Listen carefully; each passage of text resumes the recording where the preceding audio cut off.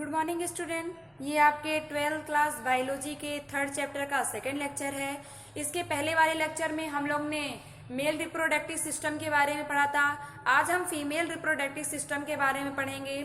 तो चलिए देखते हैं स्त्री जनन तंत्र। स्त्री जनन तंत्र बच्चों, स्त्री जनन तंत्र में इसके भी प्राथमिक जनन अंग होते हैं और द्वितीयक जनन अंग होते हैं। प्राथमिक जनन अंग में बच्चों आपका अंडाशय आता है यानी ओवरी। ओवरी का काम क्या होता है? अंड का निर्माण करना, ठीक, यानी मादा युग्मक बनाना। आपको पता है कि जनन के लिए नर युग्मक और मादा युग्मक दोनों की आवश्यकता होती है, ठीक। तो यानी मादा युग्मक का भी निर्माण जरूरी है। तो प्राथमिक जनन अंग बच्चों क्या आता है? इसका अंडाशय। द्वितीय जनन अंग जो इसका होता है उसमें आपका गर्भाशय, अंडवाहिनी, एक जोड़ी गर्भाशय ग्रीवा, एक योनि, बाह्य जिनेंद्रिया और स्तन ग्रंथि क्या होती है? आती है। तो चलिए हम देखते हैं स्त्री जनन तंत्र के बारे में। स्त्री जनन तंत्र के अंतर्गत एक जोड़ा अंडाशय के साथ साथ एक जोड़ा अंडवाहिनी, एक गर्भाशय यानी यूट्रस, एक गर्भाशय ग्रीवा यानी सर्विक्स, एक योनि यानी वेजाइना और एक बाह्य जिनेंद्रिया क्या होती है? शामिल होती है, जो श्रोणि क्षेत्र में क्या होती है? स्थित होती हैं। जनन तंत्र के सभी अंग एक जोड़ा स्तन ग्रंथियों के साथ संरचनात्मक तथा क्रियात्मक रूप से संयोजित होते हैं, जिसके फलस्वरूप अंडोत्सर्ग, निषेचन, संगर्भता यानी प्रेगनेंसी, शिशु जन्म तथा शिशु की देखभाल की प्रक्रियाओं में क्या होती है? सहायता मिलती है। उदर के निचले भाग के दोनों ओर एक एक अंडाशय स्थित होता है। प्रत्येक अंडाशय की लंबाई 2 से 4 सेंटीमीटर क्या होती है? यानी जो आपका बच्चों ऐसा होता है चित्र गर्भाशय का, मैंने आगे बनाया है, ठीक है ना। तो उसमें क्या होता है? एक जोड़ा क्या होता है? अंडाशय। यानी 2 अंडाशय हो गए तो इसको एक जोड़ा अंडाशय बोलेंगे, ठीक। तो अंडाशय की लंबाई कितनी होती है? 2 से 4 सेंटीमीटर लंबी होती है। यह श्रोणिभित्ति तथा गर्भाशय से स्नायु द्वारा जुड़ी होती है। अभी आपको सब दिखाऊंगी कि कैसे ये बात है कि स्नायु द्वारा कैसे यहाँ से क्या होती हैं, आपस में क्या होती है? जुड़ी होती हैं। और गर्भाशय स्नायु द्वारा जुड़ते प्रत्येक अंडाशय एक पतली उपकला से ढका होता है जो कि अंडाशय पीठिका से जुड़ा होता है। अंडवाहिनी, गर्भाशय तथा योनि मिलकर स्त्रीक सहायक नलिकाएं बनाती हैं। प्रत्येक डिंबवाहिनी बच्चों यानी अंडवाहिनी की बात हो रही है।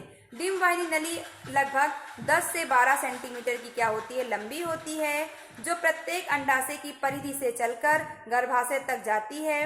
अंडाशय के ठीक पास डिंबवाहिनी का हिस्सा कीप के आकार का होता है, जिसे हम क्या बोलते हैं? कीपक कहते हैं। कीपक का काम क्या होता है बच्चों? तो इस कीपक के किनारे अंगुली सदृश प्रक्षेप यानी रचना होती है, जिसे हम झालर या क्या बोलते हैं? फ्रिम्बी कहते हैं। झालर का काम क्या होता है? अंडाणुओं को संग्रह करने का कार्य करते हैं। कीपक आगे चलकर अंडवाहिनी के एक चौड़े भाग में खुलता है, जिसे हम क्या बोलते हैं? तुम्बिका या फिर एम्पुला कहते हैं। अंडवाहिनी का अंतिम भाग क्या होता है? संकीर्ण पथ या फिर इसको इस्थमस भी बोलते हैं, ठीक है। इसमें एक सक्रिय अवकाशिका ल्यूमेन होती है जो गर्भाशय को क्या करती है? आपस में जोड़ती है। गर्भाशय केवल एक होता है, जिसे हम बच्चेदानी या फिर वुम्ब कहते हैं। गर्भाशय का आकार उल्टी नाशपाती के जैसा होता है, अभी आपको चित्र में दिखाऊंगी। गर्भाशय एक पतली ग्रीवा द्वारा योनि में खुलती है। ग्रीवा की गुहा को हम ग्रीवा नाल या फिर क्या बोलते हैं? सर्वाइकल कैनाल कहते हैं, जो योनि के साथ मिलकर जन्म नाल यानी फिर बर्थ कैनाल की रचना करती है। गर्भाशय की भित्ति पर बच्चों 3 परत होती है। बाहरी परत स्तर को हम बोलते हैं परिगर्भाशय, मध्य स्तर को हम क्या बोलते हैं? पेरीमेट्रियम। जैसे मान लो जी आपका गर्भाशय है, ठीक, तो गर्भाशय की 3 परत हो गई, तो बाहरी वाले भाग को परिगर्भाशय, बीच वाले भाग को मध्यकोटि चिकनी स्तर या फिर पेरीमेट्रियम, और इस वाले भाग को हम क्या बोलते हैं? गर्भाशय पेशी स्तर या फिर आंतरिक स्तर कहते हैं, या फिर गर्भाशय अंत स्तर कहते हैं, जो गर्भाशय की गुहा को यानी जो गर्भाशय है अंदर उसकी गुहा को क्या करती है? स्तरित करती है यानी लेयर बनाती है। चलिए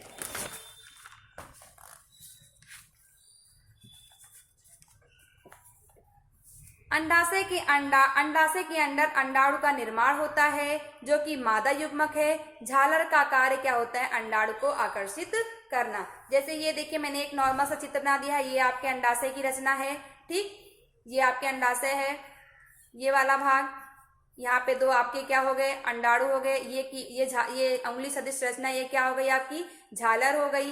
ठीक, अब ये फिलामेंट द्वारा क्या होते हैं, मैंने बताया था ना, एक सदिश द्वारा जुड़े होते हैं। अब आप देखिए ये आपके मादा जनन अंग का भाग है। यहाँ पर चित्र में देखिए जो ये वाला भाग है आपका क्या है, गर्भाशय हुआ। मैंने क्या बताया था कि जो स्त्री जनन तंत्र होता है उसमें एक जोड़ी क्या होता है, अंडाशय पाया जाता है। आपको दिखा एक जोड़ी अंडाशय, एक जोड़ी क्या होती है आपकी, अंडवाहिनी होती है। तो ये वाला भाग पूरा क्या है बच्चों, आपका अंडवाहिनी का भाग है। बताया था कि अंगुली सदृश संरचना होती है जिसको हम क्या बोलते हैं, कीपक झालर बोलते हैं। और ये एक चौड़े मुंह में, ये देखो ये चौड़ा मुंह है, इसमें खुलता है, इस वाले भाग को हम क्या बोलते हैं, कीपक। उंगली सदृश रचना को हम क्या बोलते हैं, झालर। और कीपक के जस्ट ऊपर वाले भाग को हम क्या बोलते हैं, एम्पुला। क्या बोलते हैं इसको हम, एम्पुला। और जहां पर अंडवाहिनी का भाग यहाँ पर खत्म हो रहा है, ये वाला भाग जो खत्म हो रहा है इसको हम क्या बोलते हैं, इस्थमस या फिर संकीर्ण पथ। बच्चों ये बहुत इंपॉर्टेंट होता है, संकीर्ण पथ से यहीं पर क्या होते हैं, शुक्राणु और अंडाणु क्या होते हैं, आपस में मिलते हैं। तभी क्या होती है, निषेचन की प्रक्रिया होगी। जब तक नर युग्मक और मादा युग्मक आपस में नहीं मिलेंगे तब तक निषेचन की प्रक्रिया होगी नहीं। तो आप देखिए कि ये वाला भाग आपका गर्भाशय हो गया, ये वाला भाग आपका अंडाशय हो गया। यहीं पर क्या होता है, अंडाणु का क्या होता है, निर्माण होता है। ये वाला भाग आपका झालर हो गया। झालर क्या करता है, अंडाणु को आकर्षित करने का कार्य करता है। फिर कीपक उसको ऊपर की ओर ले जाता है, एम्पुला से होते होते कहाँ पर जाता है, ये संकीर्ण पथ पे जाता है। और यहाँ से आपके जो शुक्राणु प्रवेश करते हैं, ठीक है ना, वो दोनों आपस में क्या होते हैं, मिल जाते हैं। यानी शुक्राणु और अंडाणु आपस में मिल जाते हैं और निषेचन की क्या होती है, प्रक्रिया हो जाती है। जो आपका ये वाला भाग है बच्चों, ये वाला भाग अंडवाहिनी, अंडवाहिनी के ही 3 भाग होते हैं, आपका कीपक, एम्पुला और इस्थमस। ये पूरा भाग आपका क्या है, जो मैंने बताया था 10 से 12 सेंटीमीटर लंबा होता है। ये वाला भाग आपका क्या है, अंडवाहिनी। पूरा भाग आपका क्या है, ये अंडवाहिनी। इस तरह भी पूरा भाग आपका क्या है, अंडवाहिनी। ठीक है ना। ये वाला भाग आपका क्या है, ग्रीवानाल। ये वाला भाग आपका क्या है, ग्रीवानाल। इस अंडाशय को हम डिम्ब ग्रंथि भी क्या बोलते हैं, कहते हैं। और जो आपकी अंडवाहिनी होती है, यानी जो ये वाला भाग है, हम इसको डिम्ब वाहिनी भी कहते हैं। ये आपका स्त्री जनन तंत्र था। चलिए अब हम देखेंगे युग्मक जनन, थोड़ा सा ही देखेंगे। युग्मक जनन क्या होता है, पुरुषों में वृषण तथा स्त्रियों में अंडाशय युग्मक जनन विधि द्वारा क्रमशः नर युग्मक और यानी शुक्राणु तथा मादा युग्मक यानी अंडाणु उत्पन्न करते हैं। इन्हें ही हम क्या कहते हैं, नर में इन्हें शुक्राणु जनन तथा मादा में इन्हें क्या बोलते हैं, अंडाणु जनन कहते हैं। यानी युग्मक जनन नाम से स्पष्ट है कि युग्मकों के निर्माण की प्रक्रिया, युग्मकों के निर्माण की प्रक्रिया, युग्मकों के जनन की प्रक्रिया को हम क्या बोलते हैं, युग्मक जनन बोलते हैं। तो ये किस प्रकार से होता है, इसको हम नेक्स्ट वीडियो में पढ़ेंगे। तो फिर से एक बार देख लीजिए, पुरुषों में वृषण तथा स्त्रियों में अंडाशय युग्मक जनन विधि द्वारा क्रमशः नर युग्मक यानी शुक्राणु तथा मादा युग्मक यानी अंडाणु उत्पन्न करते हैं। नर में इन्हें शुक्राणु जनन तथा मादा में इन्हें अंडाणु जनन कहते हैं। चलिए इसके बारे में हम शुक्राणु जनन के बारे में हम नेक्स्ट वीडियो में पढ़ेंगे। Thank you.